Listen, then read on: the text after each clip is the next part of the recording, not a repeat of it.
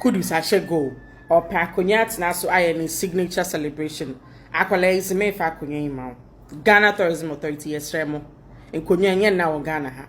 Monse asese dwebi na monfa aboa nwoma bi fa ho na monfa dinkra symbols bi tim ho.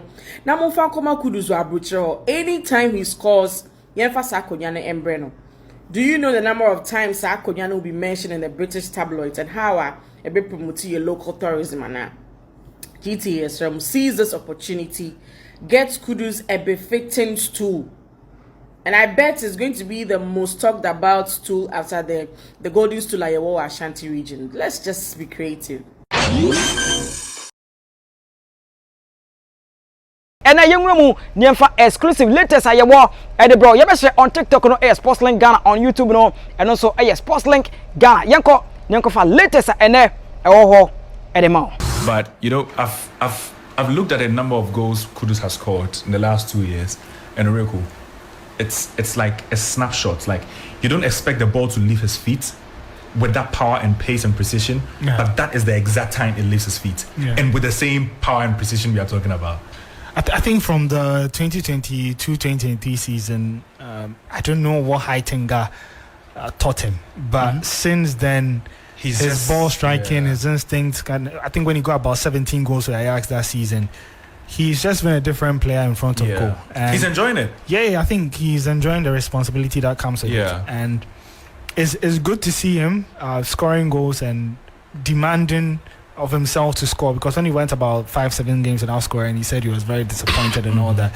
So it's good to see that from him. I just have a slight concern because you look at the zone from which he scored the goal in. Yeah. Ideally, he shouldn't be there. Typically, he should have been on the left wing. Yeah. And I just think David Moyes is trying to force too many of his best duels at the same time.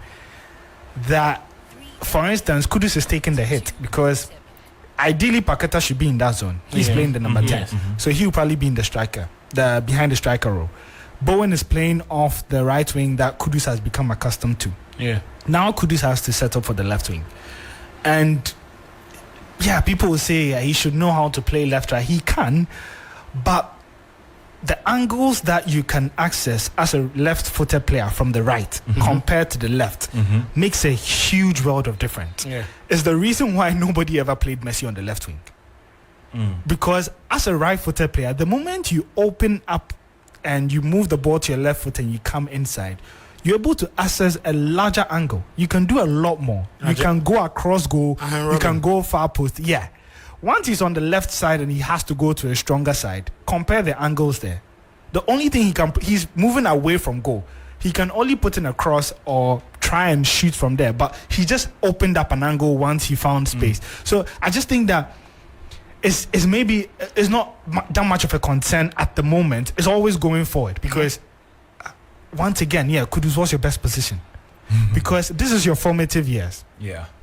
Whatever you are playing now is what would define, because if Manchester United want to come and buy a right winger, they wouldn't come and buy a player who has spent the season playing as a left winger.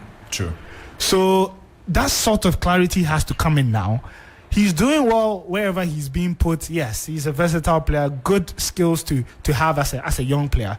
But there needs to be some clarity as to where he's going to play, where he's starting games. And then I think that's the next level for him. But so far, so good. Already breaking a number of records. He's 7 Premier League goals. Remember, to reach the top 5 for the Ghanaian list in the all-time top scorers in the Premier League, he just needs three more to match Asamoah Gyan's.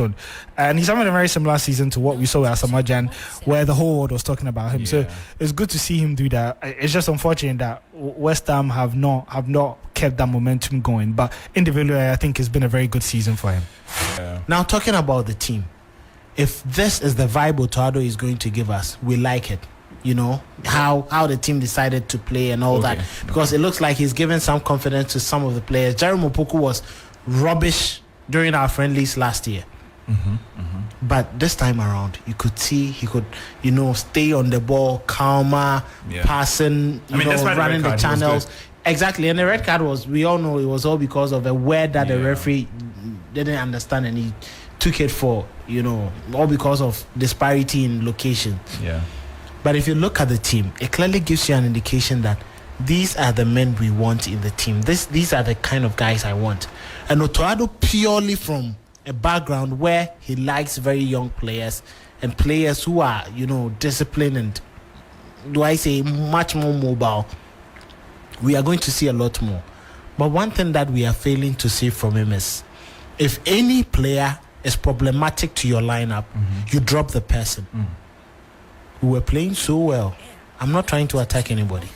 We're playing so well. But anytime we decide to advance into very good attacking positions, Jordan Ayew slows down the game. He doesn't play like that at Crystal Palace. No, I'm coming. Okay. Andre Ayew came on to play as a false nine, the role that Enes Nyama was being given. Yeah.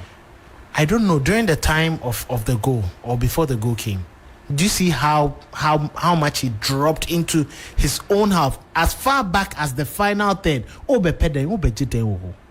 Not even a central defensive midfielder or a central midfielder was that deep, but he was deeper, more like a centre back, and it distorted the entire shape of the team. Your point. Yes, and I'm saying that Didier Deschamps has mentioned it, that Saliba plays so well for Arsenal, but he thinks that if he plays in his team, he's going to affect his style, because France does a lot of defensive work in their zone, but when you come to Arsenal, they play a lot of high line, with the exception of some games that they go extremely low blocks. For that reason, he's not going to play him. He thinks that, yes, you say Randall Kolomwani may be good, he may be better to run, better than Olivier Giroud, but Giroud makes my team complete. It's the reason why I use him, and I cannot use this player who thinks he is on form. Ukraine's coach said that when the Ukrainians were complaining why Zinchenko is on the bench, and even Arsenal fans complain when Zinchenko is on the bench at times, all because the manager thinks that it's going to affect the style of play. Why are we not able to do that? We saw the Nigerian team and how they've started building up the pieces and the blocks together. The European Championship is very close. Theory, if I say Spain are one of the teams that could possibly win it, I'm sure you even think and ask, which players are even with Spain? They don't have the names, but they have a very quality team. Danny almost slots into that team, and he plays like he's the world's best, all because the team has a functional, tactical play that suits every single player for the team to work like a team and not just individual players. Hopefully, Otto Addo would work that one out. If it doesn't and decides to play players based on their name and their experience, about this number of games, and it's never going to work. And you see, that's the thing. Okay. If you are going to play these players, explain to us why you are playing them. Yes. That's the thing. And that's why press conferences are important.